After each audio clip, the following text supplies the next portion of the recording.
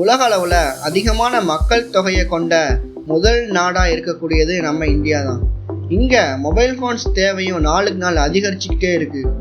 அது மட்டும் இல்லாமல் மொபைல் ஃபோன்ஸ்களுக்கான மிகப்பெரிய மார்க்கெட்டாக இந்தியா இருக்குது.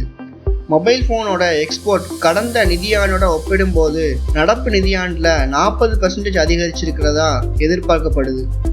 இப்போ கிடைச்சிருக்க ஒரு தகவல் படி ஏப்ரல் 2024 இருந்து ஜனவரி 2025 காலகட்டத்துக்குள்ள இந்தியாவின் மொபைல் ஃபோன் ஏற்றுமதி 1,50,000 கோடி அளவை எட்டியிருக்கு அப்படின்னும் சொல்லியிருக்காங்க.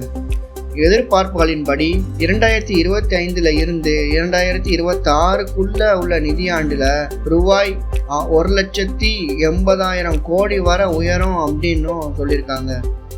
இது நமக்கு ஒரு முக்கியமான விஷயத்தை தான் சொல்ல வருது. இந்தியா குளோபல் மேனுஃபேக்சரிங் ஹப்பாக மாறிட்டு இருக்கு.